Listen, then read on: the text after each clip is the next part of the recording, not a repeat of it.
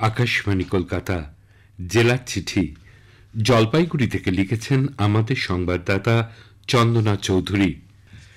স্বামী বিবেকানন্দের ১৬৩তম জন্ম জয়ন্তী উপলক্ষে বিভিন্ন অনুষ্ঠানের আয়োজন করা হয় জলপাইগুড়ি রামকৃষ্ণ মিশন আশ্রমে।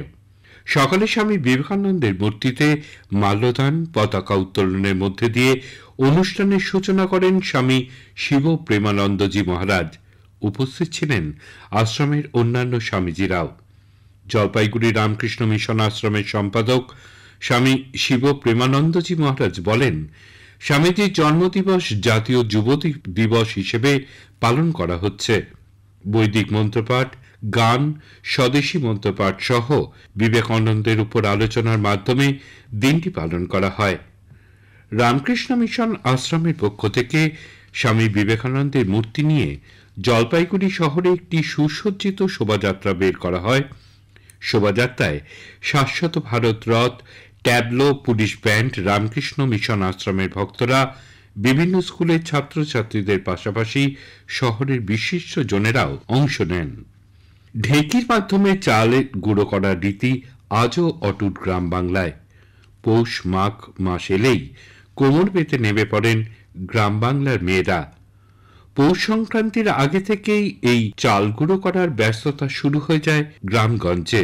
সেই ঢেকি ভাঙা চাল গুঁড়ো করার পুরাতন ঐতিহ্য আজও অটুট রয়েছে গ্রামগুলোতে। যক্ষ্মামুক্ত ভারত করার লক্ষ্যে গত ৭ই ডিসেম্বর থেকে সারা দেশের জন্য ১০০ দিনের প্রচারমূলক কর্মসূচি নিয়েছে ভারত সরকার। যক্ষ্মা স্ক্রিনিং ক্যাম্পেইন বিষয়ে জলপাইগুড়ি জেলা শাসকের কার্যালয়ে সম্প্রতি ম্যারাথন রিভিউ মিটিং হল। জলপাইগুড়ির মুখ্য স্বাস্থ্য আধিকারিক ডক্টর অসীম হালদার জানান, যক্ষ্মা নিয়ে ক্যাম্পেইন শুরু হয়েছে জেলা জুড়ে। গত ৯ই ডিসেম্বর থেকে শুরু হয়ে ২৪শে মার্চ শেষ হবে এই প্রচার। জলপাইগুড়ির জেলা টিবি প্রবণ এলাকা বলে পরিচিত। বিশেষ করে চা বাগান এবং বস্তি এলাকাগুলির প্রায় প্রতিটি স্কুল, কলেজ, চা বাগান সর্বত্রই টিবি স্ক্রিনিং চলছে। এর সঙ্গেই জেলায় নিক্ষয় মিত্র প্রকল্পের মাধ্যমে প্রতিটি রোগী যাতে নির্দিষ্ট তত্ত্বাবধানে থাকেন, সেজন্য বহু মানুষকে যুক্ত করা হচ্ছে এই প্রকল্পের সঙ্গে। জেলা যক্ষ্মা আধিকারিক ডক্টর শুভদীপ সরকার বলেন, জলপাইগুড়ি জেলা যক্ষ্মা প্রবণ। দ্রুত যক্ষ্মা মুক্ত করার জন্য ১০০ দিনের স্ক্রিনিং ক্যাম্পেইন চলছে বিভিন্ন চা বাগানে। মানুষের চিকিৎসার জন্য রয়েছে একাধিক হাসপাতাল ও প্রাথমিক স্বাস্থ্যকেন্দ্র। প্রতিটি স্বাস্থ্যকেন্দ্রে বিনামূল্যে যক্ষ্মার ওষুধ ডট পাওয়া যাচ্ছে।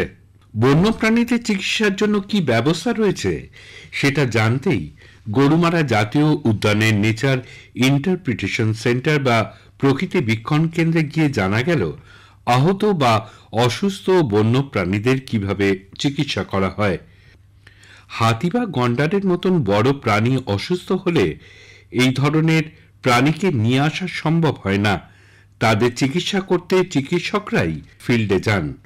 বন্যপ্রাণী, হরিণ, হাতি থেকে পাখি, সাপ অসুস্থ হলে তাদের চিকিৎসা করে সুস্থ করে তোলেন চিকিৎসক ও বনকর্মীরা। গভীর রাতে অসুস্থ হলেও খবর পেলেই বন্যপ্রাণীদের সুস্থ করতে চিকিৎসক ছুটে আসেন মধ্যরাতেও। চিকিৎসার পর তাদের প্রকৃতির কোলে ফিরিয়ে দিয়ে খুশি হন চিকিৎসক ও বনকর্মীরা। ইউপিএসসি কম্বাইন্ড জিও সায়েন্টিস্ট পরীক্ষায় ১০ম স্থান অর্জন করেছে ময়নাগুড়ির সুব্রত মণ্ডল। সুব্রতের সাফল্যে খুশি তার পরিবার থেকে শুরু করে ময়নাগুড়ির বাসিন্দারাও। জলপাইগুড়ি জেলার ময়নাগুড়ি ব্লকের উত্তর মাধবডাঙ্গা এলাকার বাসিন্দা মেধাবী ছাত্র সুব্রত মণ্ডল গত সোমবার এই ফলাফল জানতে পারেন তিনি। চলতি বছরের ১১ই ডিসেম্বর মৌখিক পরীক্ষা দেন তিনি, আর তার ফলাফল বের হয় সোমবার।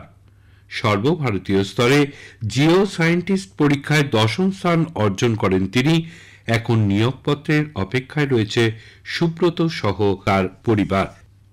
জেলার চিঠি শেষ হল।